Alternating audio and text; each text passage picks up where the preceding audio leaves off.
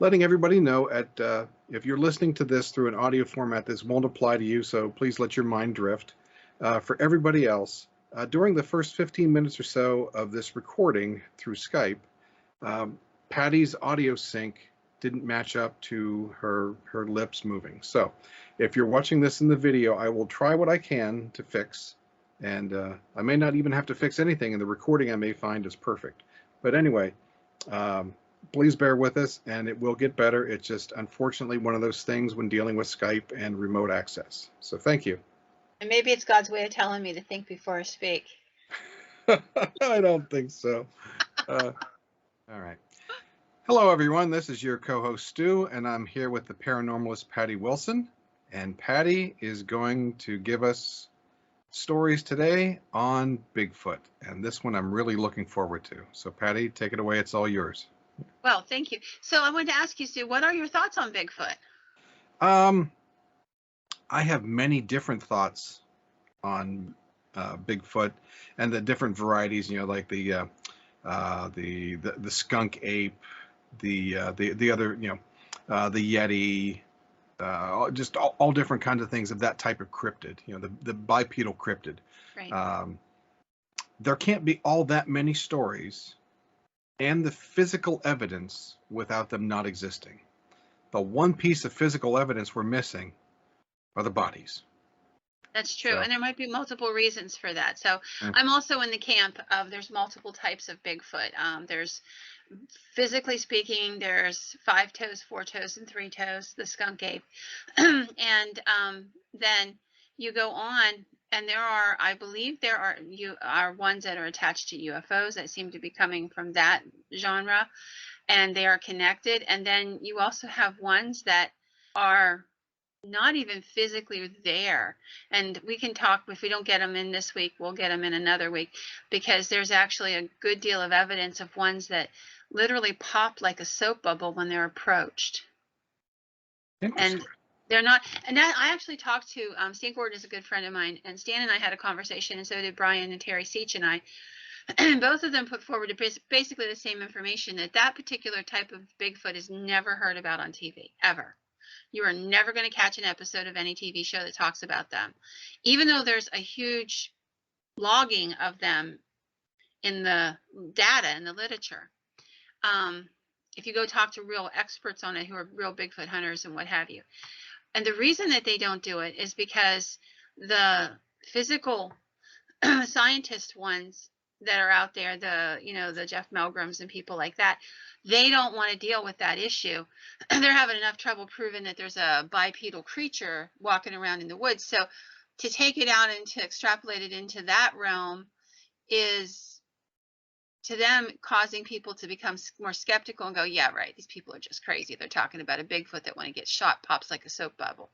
They're nuts. So they're staying with the tried and true physical. And we're going to talk a little bit about a whole bunch of different kinds. And I just find it really fascinating. I've always found it fascinating. I wrote Monsters of PA, and during that period of time, I did a lot of research on Pennsylvania's cryptids, and they're much more varied than we are aware.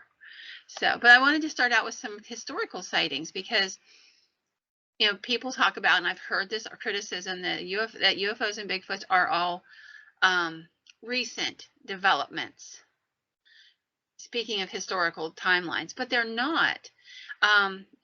Going back in the United States, which is where I'm going to stick for most of this episode, in the United States, Daniel Boone, who was in the 1700s, had a sighting and would write about it and talk about it, and it would be recorded. There's a book called Daniel Boone, The Life and Legend of an American Pioneer by John Mac Farragher. I hope I pronounced his name right. And in this book, he had interviewed people who knew Daniel Boone. And for those who don't know, Daniel Boone was from Pennsylvania originally. In his later years, he would settle in Kentucky for a long time because his daughter moved there. But he was originally a Pennsylvanian, and he, prior to the American Revolutionary War and in the Revolutionary War, he was a teamster, running a mule train. So that's what he did when he was really young. And but he talks about a story, and Farragher writes about a story that was just really interesting. So the story goes that after a meal, Boone was asked one night if there was a story. You have to remember, people had different type of entertainment. They didn't have TVs and cell phones and stuff. So after you had dinner at night, people would sit around and talk and chat and share stories and swap tales and what have you. So after dinner this one night, Boone was back in Kentucky for a little while, visiting some people. This is when he's an older gentleman, and he was asked if he had a story. And he, excuse me, I apologize for my throat tonight. It just started.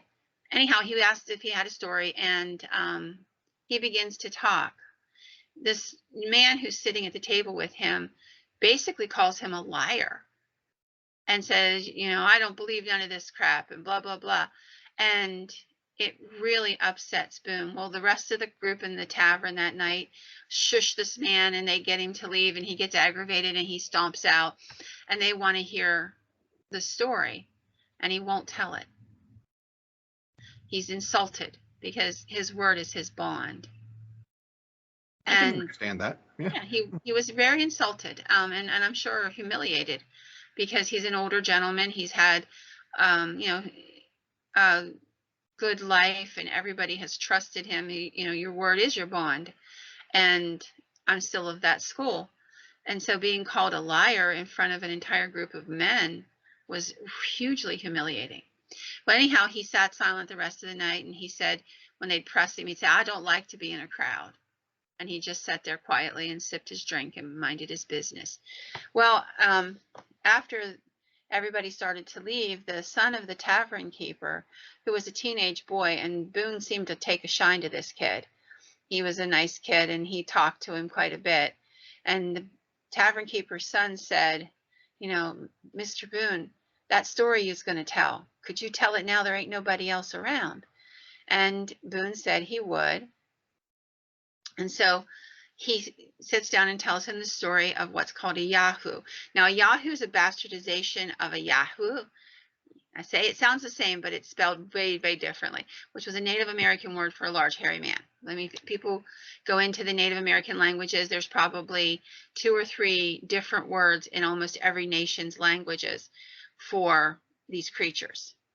And so he's talking about back home in an area where he had lived for all these years, and he was sleeping out in the woods. He had seen this little cave, and he was needed to take shelter, so he decided he would park it in that little cave for the night. I mean, he'd slept rough before, so it wasn't a big deal.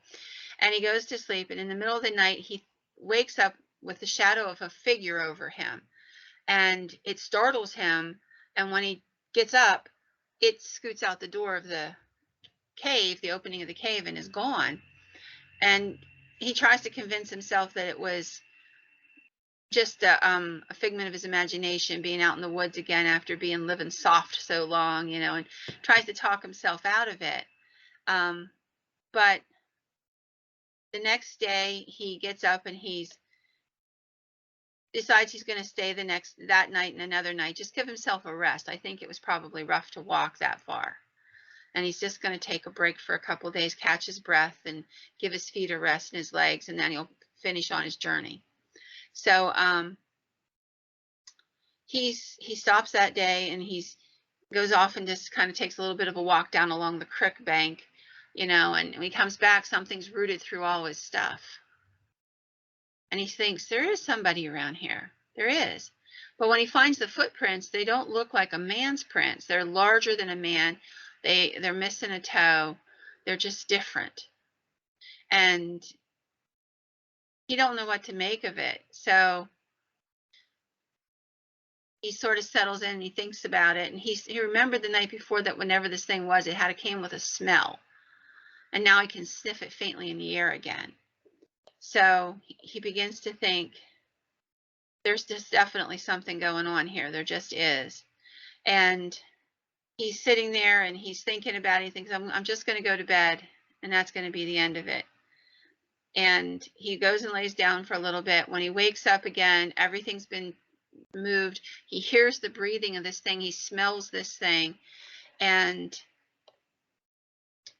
it scares him. He lets off a shot, and the thing takes off, and he leaves. And when he says that he could see it in the light of the fire, and what he saw was a hairy man, a hairy, naked man, but not a man, more like a monkey. He could reference a monkey. Remember, the great apes would not be found until the 20th century.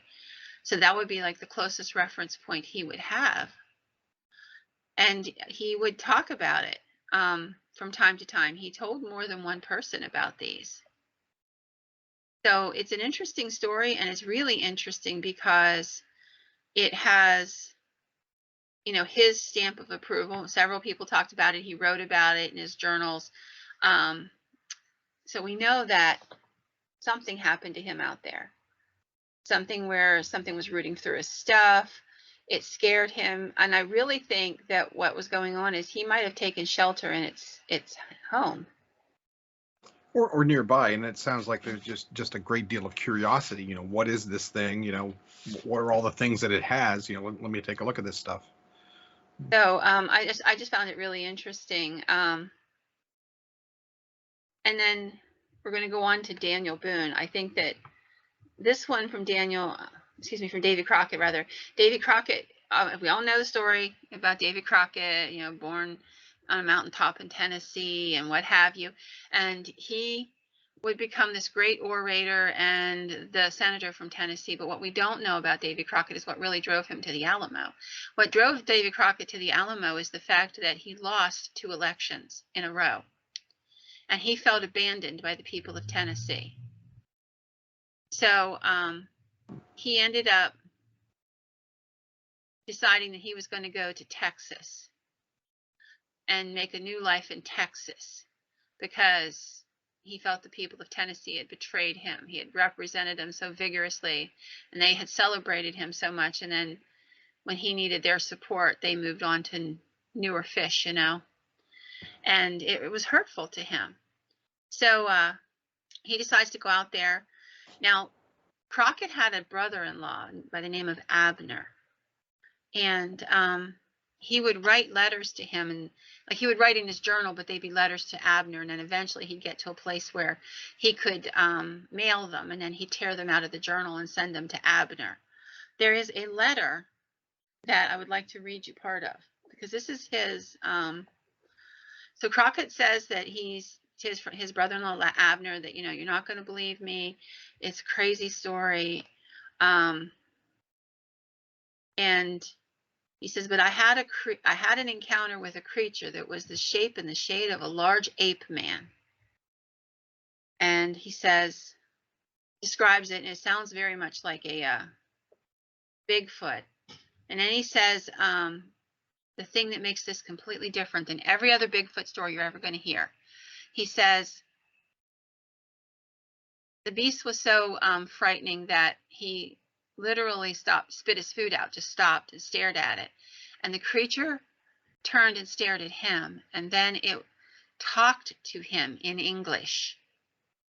Yikes. Never heard this in any other Bigfoot story in my entire life. Me either. So here's what he says it told him. He said, the beast spoke to him and warned him of events that were to occur at the Alamo, where Crockett would die 6 months later.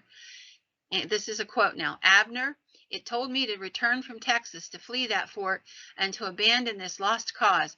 When I began to question this, the creature spread upon the wind like the morning steam swirls off a frog pond. So it dissipated and floated away. Interesting. Yeah. Almost like an interdimensional creature moving back into a different dimension. Yep. And you have to think, there's no stories in this that I'm aware of. I certainly cannot tell you I've read every Bigfoot story on the planet, but I've read a good many, and I'm not aware of any other such stories where the entity spoke in English. It gave a foreshadowing of something that was to come, tried to warn him away from it. And had he listened to this creature and left Texas and not gone to the Forsaken Fort, then he would have been in a much better place. He would not have died either there or somewhere near there. That's extraordinarily curious. That's, you got all kinds of thoughts going through my head there, dear. Well, when I read it, I was, equally excited. And it actually spawned what will be another episode, because there are these bizarre moments in history recorded either by the historical figure or their families or friends or people around them. And we'll talk about them in depth, but there are stories about George Washington. There are stories of Chamberlain, who was from the Civil War, and something that he saw. There are stories of angels that came down and talked and warned and expressed what was going to happen. And so I thought, well, we're going to do an episode on all of that, and we'll leave it more for that. But there are just some very extraordinary such stories, and certainly this would be one that I would tuck into that genre as well, because it was a foreshadowing of things to come given by a Bigfoot. Yeah, and all your other stories, I mean, you hear, I mean, the common stories that you hear of them, just howls, inhuman howls. Yes. But nothing even resembling any type of cognitive speech. So that's just extraordinary. Yeah. And that's yeah, and it's in his own hand. He wrote this to his brother-in-law. So it isn't like, well, somebody 50 years later said, oh, you know what? This was his own explanation for what he saw. So unless he found some peyote when he was in Texas, you don't know. But I mean, that's to even have that type of foreshadowing is that's paranormal. It's definitely paranormal and incredible. I just thought it was a fascinating story.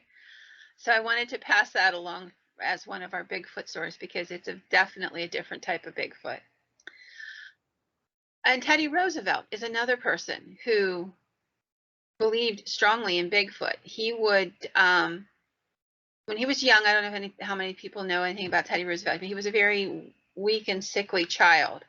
And so he sat himself to the task of building up his body. If there's one thing about Teddy Roosevelt that anybody and everybody can admire, it's his grit. Like if somebody told him he couldn't do something or he was not able to do something, he would just sit there and work at it till he got it anyway. He just never took no for an answer. And he was a very sickly little boy, very weak and what have you. So he set about changing that. And as a young man, he did a tour of the American West. And he didn't, travel in the accustomed style of one who was well-to-do. He really did rough it, and he lived with the cowboys, and he did everything the way everybody else did it. And it was at this point in time that he came across the story that sort of convinced him that there are Bigfoot. So he's sitting there and he's talking to this old timer guy by the name of Bauman, and they're sitting there passing the time of day. Like I said, it's the evening hours and what have you, and they're sitting by a fire, and everybody's got a story to tell. And they pass on their ghost stories and their goblin stories and what have you. And then Bauman's turn comes up. And at first, Bauman says, I don't have nothing to say. And after a little cajoling, he finally says, look, I was born out here on the frontier, and I've lived out here my whole life. And starts getting real soft-spoken and real emotional. And he says, there's one thing that happened to me when I was young. I was up on Wisdom River, and I was trapping with a buddy of mine. And we come to this pretty little valley, and we decided it was a good place. There was water running through it. There was plenty of wood. It was a good place to trap beaver and what have you. We figured we'd be able to fill our quota there. So he decided that they would build a camp. Well, the first place they stopped, it was too rough and difficult to set up. So they walked a little further down in, and they found a really pretty little meadow, natural meadow. And they decided to camp there at the edge of the woods in that clearing area. And they did, and the first thing they did is build a little tiny lean-to so that they'd have a place to sleep, because they weren't carrying tents and stuff like that. You didn't do that back then. And then they had some traps, and they wanted to set traps right away because that's their livelihood. So before dark, they decided to go out and set a dozen or so traps and then come back in and make a fire and get something to eat. And that's what they did. They went out and they set a few traps. They didn't get a whole dozen in. They got several, though, down around the pond, a couple, and down the river there, a few more. And it was getting dark. And he said they had this uncomfortable feeling that they were being watched all the time. And anybody who's ever had that feeling, you know what I'm talking about. The hackles on the back of your neck stand up and you start looking around, and you don't have to see anything. You just feel it, like eyes climbing all over you. And they decided to go back and get something to eat and wait till daylight to set the rest of the traps. So they head back, and when they get to the camp, their supplies are strewn all over, and something has just broken up the lean-to they had just built and just torn it to shreds. Well, their first thought is there's somebody else in this valley.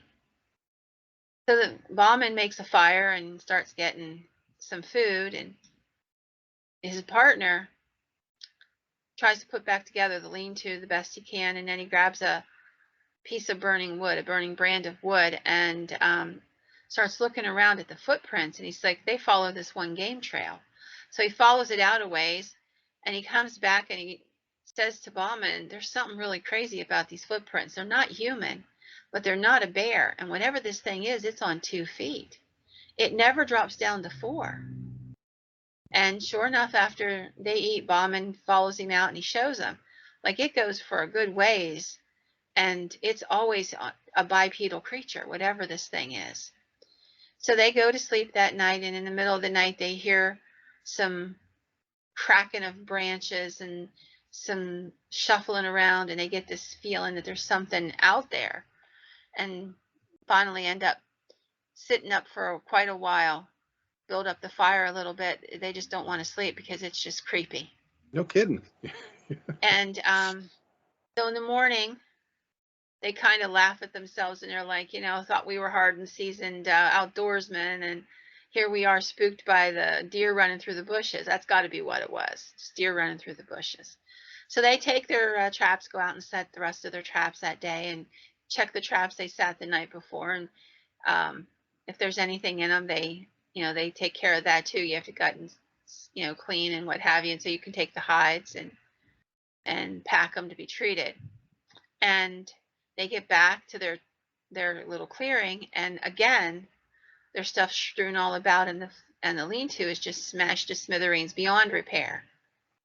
And again, there's these footsteps, and whatever was there, it was like rolling around on the ground. Like, you could see where it had been, the dirt and dust had been disturbed. And I'm sure that because wallowing is a trait of a lot of animals. They probably were very familiar with it. Deer will do this, goats will do this,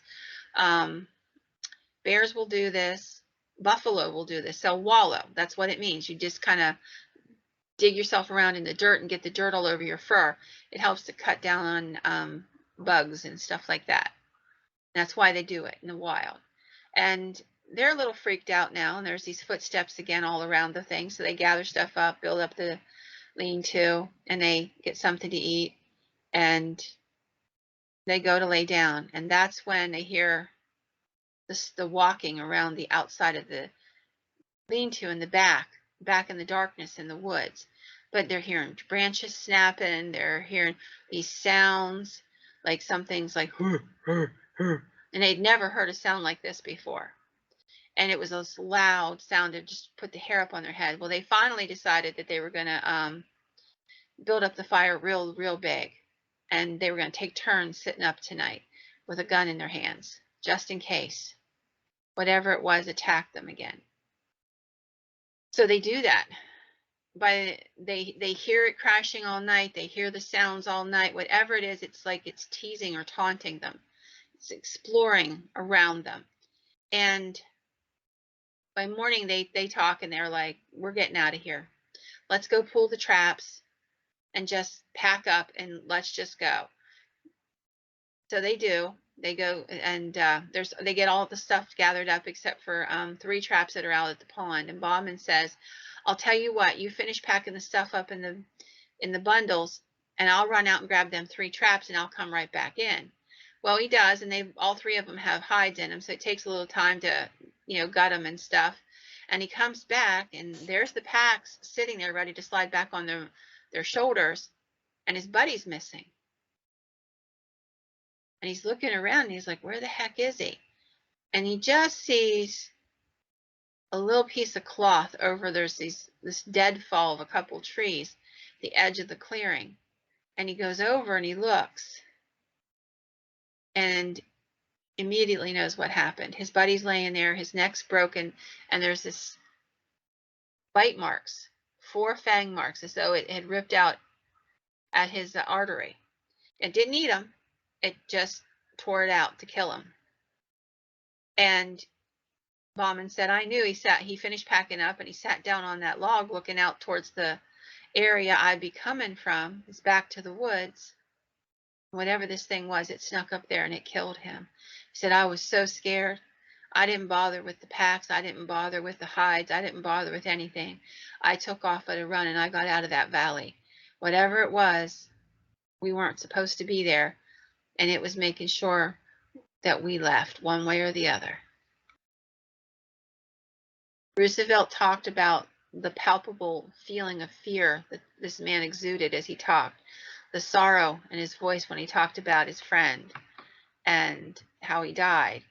And he said that, he would have adventures where he would hear things like this later on, but he was completely convinced this man was telling the truth.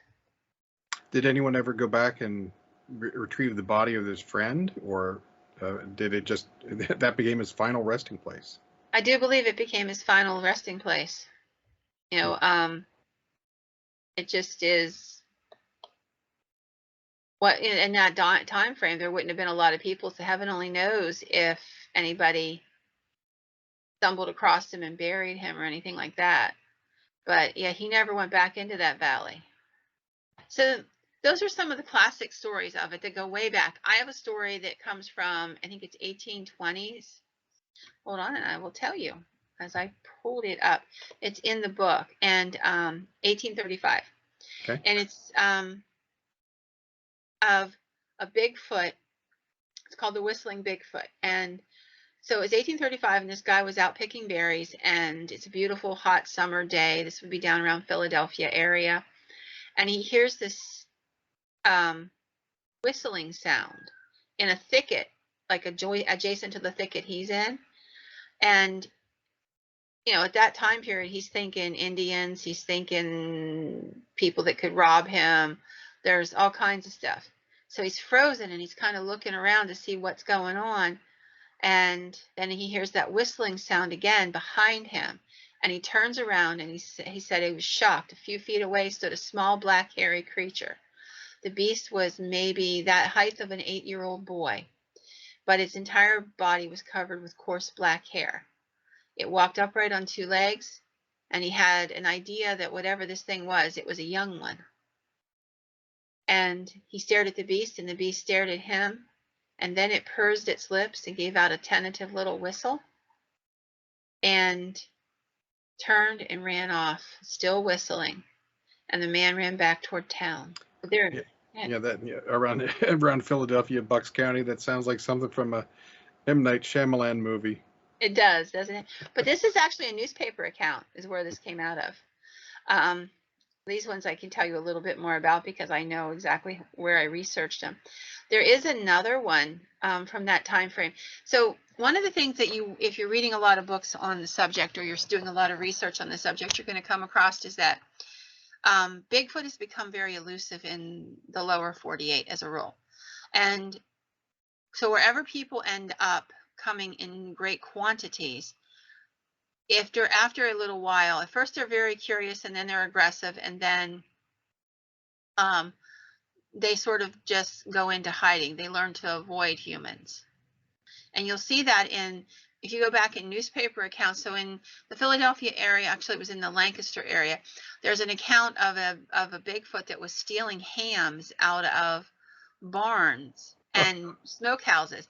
And one night there was a young man who was out gathering firewood when he encountered this creature, and the creature attacked him and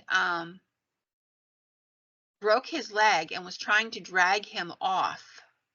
And his sister, who heard him screaming, she was getting a bucket of water from the well, turned toward him, saw this big black hairy creature dragging her brother, who was about 12 or 13, into the woods. I mean, he didn't stand a chance against something 7 foot tall. And she grabbed up a stick of wood and began beating its hands that was holding her brother, and beating on it till it let go and took off.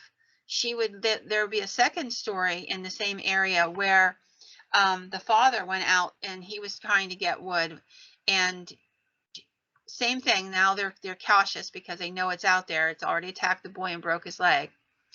And she took a gun and was standing out there watching him get wood, and it came out and came after him, and she ended up shooting at it. She didn't know if she wounded it, but it scared it enough that they had a chance to flee. And and so they were very aggressive in the East early on. There are still stories of them being aggressive in the western part of the country. You go back to the 1920s, and there's a very famous story of 5 gold miners. They were up in the mountains there in Washington State. They had a little gold mine. They had taken up residence in a little shack, and they were out in the woods when they came across one of these actually I think it was 4 of them that they saw all together, but one of them got real close and it scared them, and they shot at it and they wounded it, and it fell backwards, and it was near the edge of a cliff, and it tumbled backward from the shot and fell off the cliff. Well, they were just absolutely in terror about what had happened, so they went back to the cabin and decided they were going to wait it out, and come daylight they were going to walk out of there because they were afraid to go out at night. But during the night their cabin got attacked. They would say that large boulders and big stones were thrown on the cabin. Now, some of them said that the cabin ceiling, the roof, caved in one spot. Others would say that it didn't, but that they did agree that they threw these great big rocks. And come morning, the place looked like a war zone. They had torn up young trees, and they had smashed up stuff on the porch. They had been beating on the walls and gnawing on the logs, and they took off, and they went down and they talked to the sheriff, and the sheriff was taken back up, and he would say he found nothing that he couldn't explain. But then in the time frame, you would have to say that was probably what he would have to say, because it's 1920s. And nothing to see here. Move along. Just keep on going. Just don't even want to talk about it. I am not going to be the sheriff that said I looked for a Bigfoot. Mm-hmm.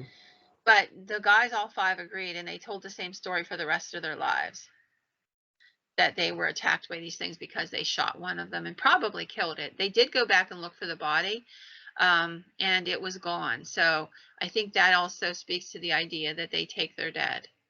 Yeah, I had heard that as well. That's why we don't find them around, or they even think, I mean, there's so many scavengers in the woods, that I mean, even larger animals like a bear, when a bear dies, I mean, obviously their kind doesn't take another bear away. Right. But,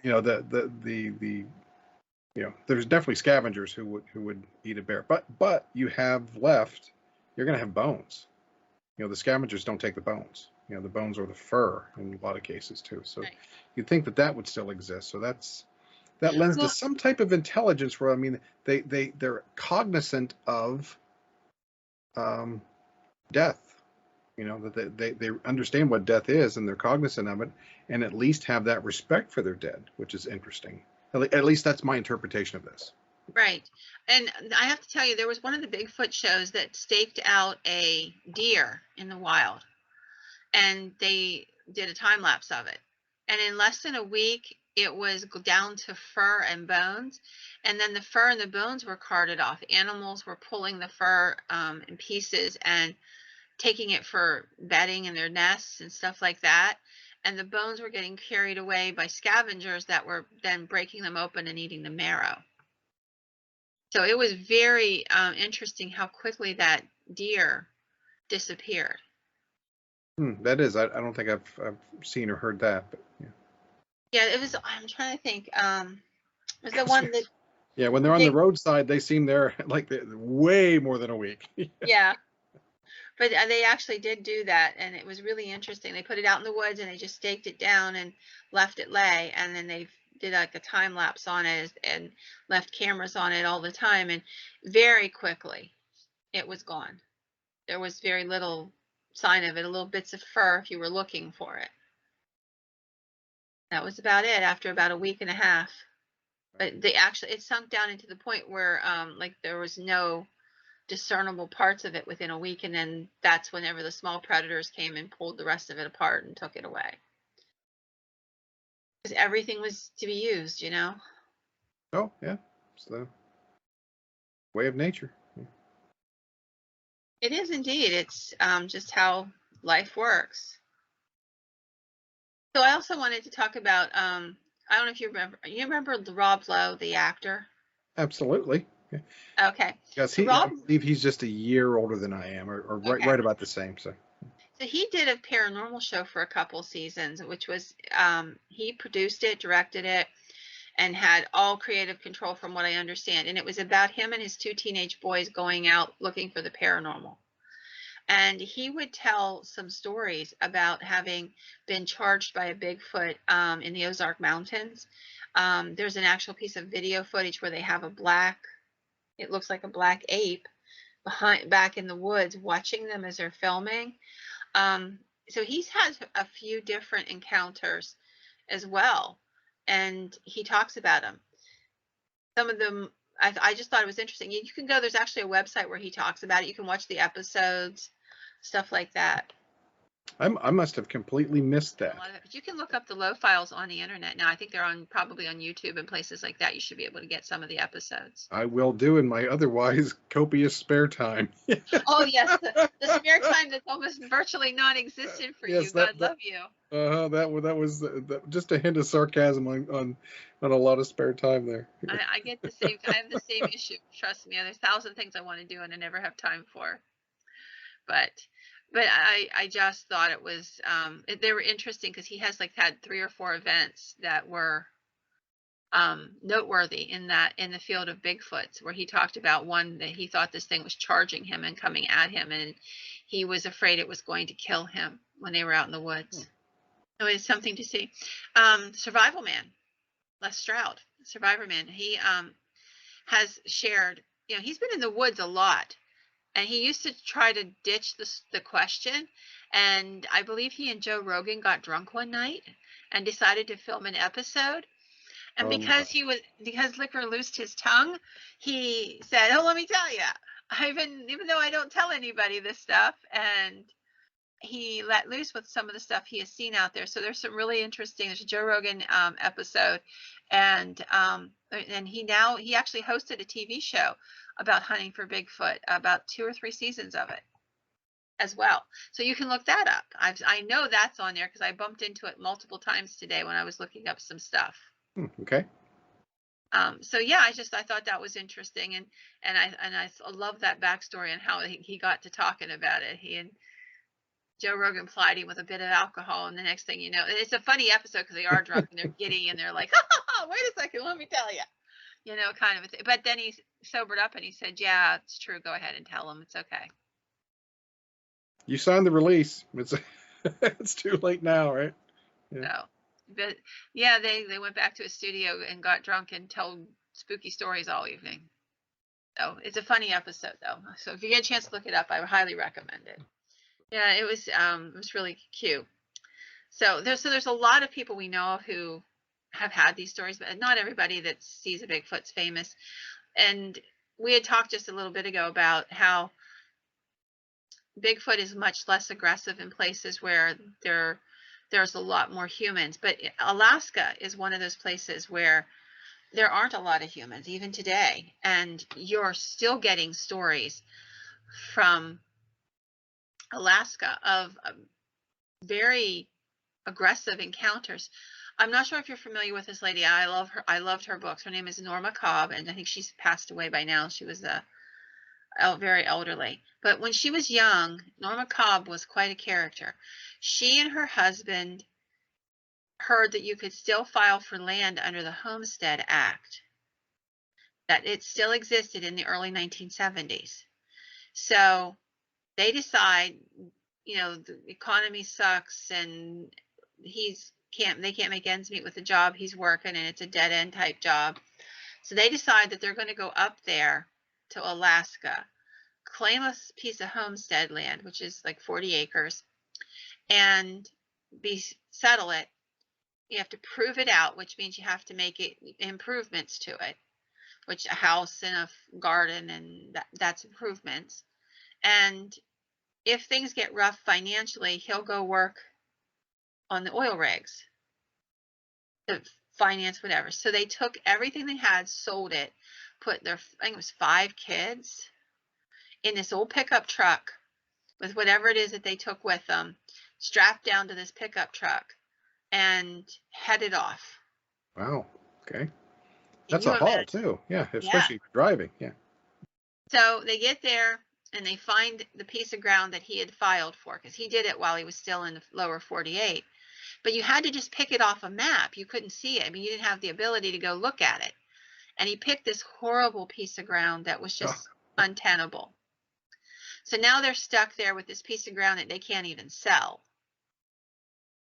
And they can't live on it because it's not good enough to grow crops on, or, the things that they need to have to survive. So they decide that Norma is going to file, and Norma Cobb would become the last homesteader in the entire country in 1973. Nice. And they moved to this remote place in Alaska.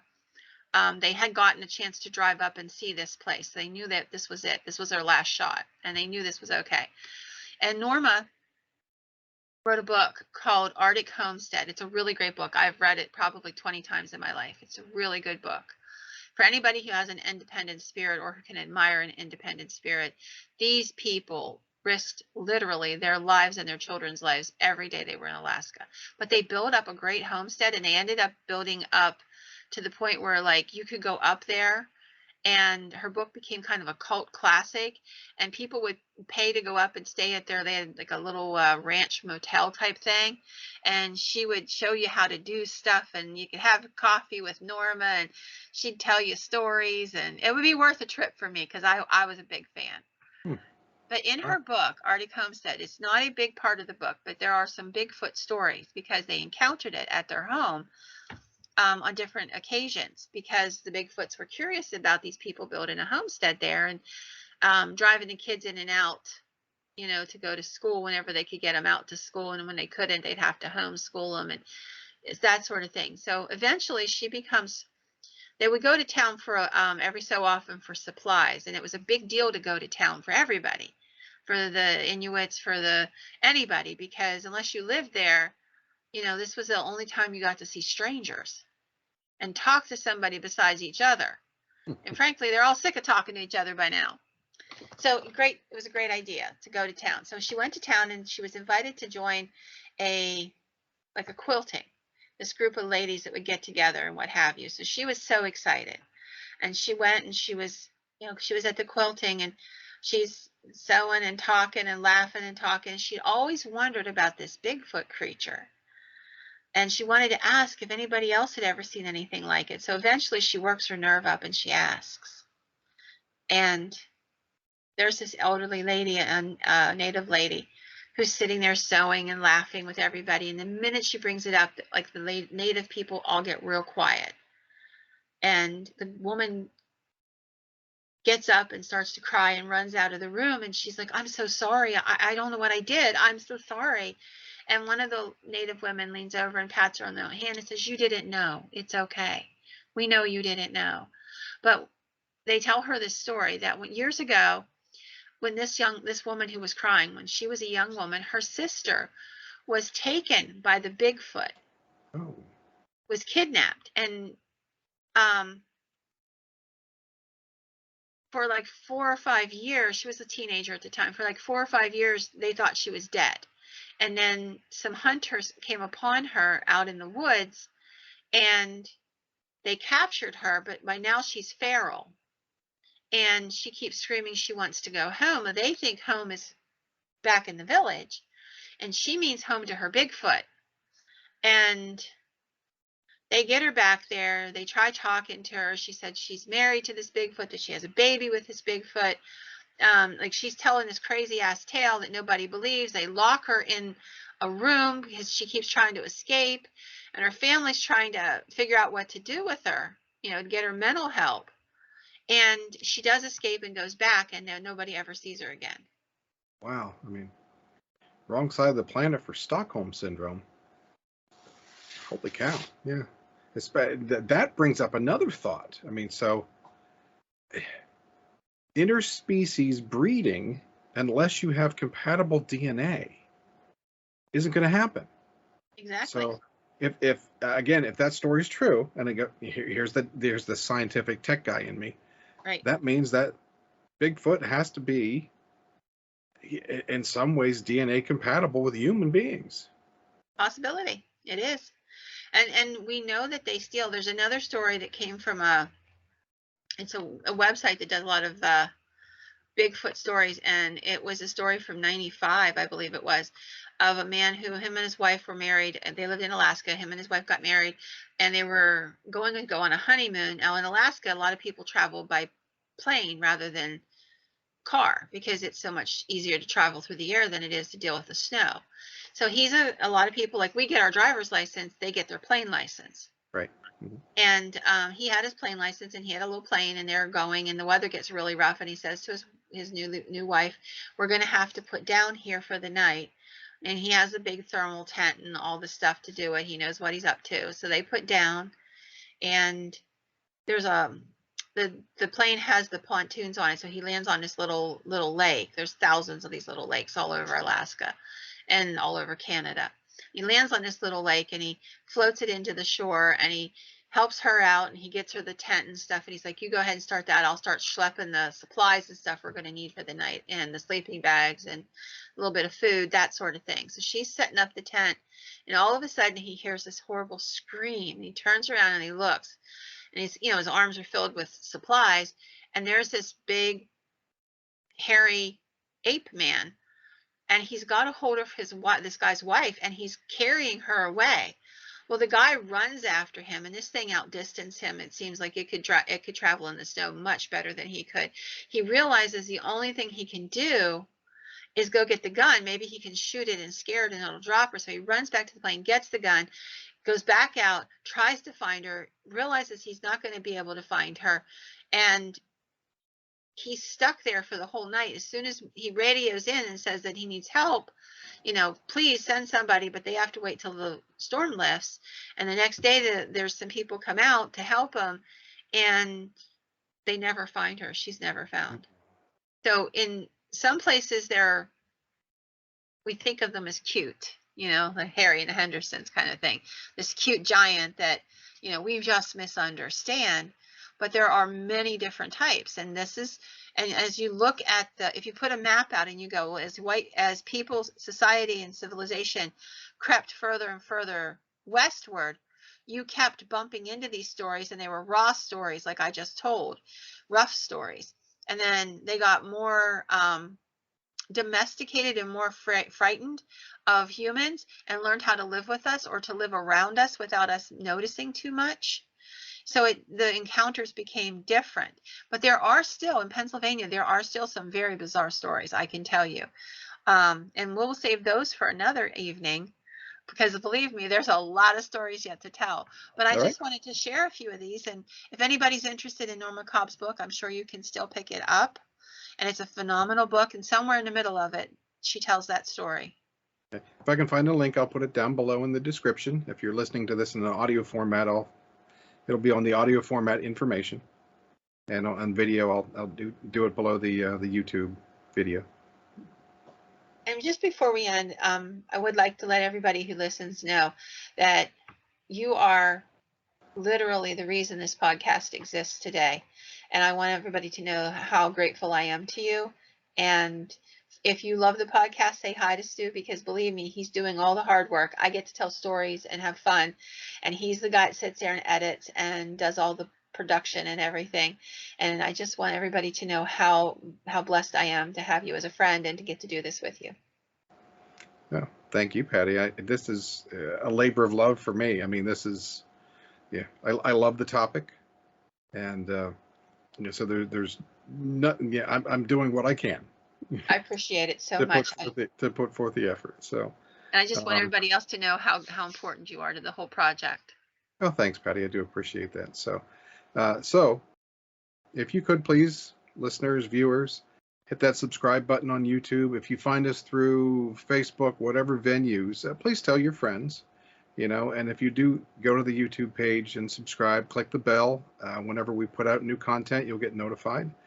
We do that as soon as I can. Like I said in the last episode, we both have day jobs. We're both doing what we can. So it's, and sometimes I have to have a burden of a cat on my chest too while I'm. She's no burden. We know you love her dearly. Oh, I do, but she's so heavy. I have to use both arms after a while. So. Yeah, and this is Miss Cassie, so the description will have to say appearing also as Miss Cassie. Yes. So, yeah, Patty, that's wonderful stories today, and I was looking forward to this episode. So I'll try to get this out as soon as we can so that people can enjoy it as well. And we will definitely visit this topic again because, like I said, we haven't even begun to scratch the surface. All righty. Well, with that, I will bid you adieu and a good rest of your day. Bye-bye, honey. Okay, bye.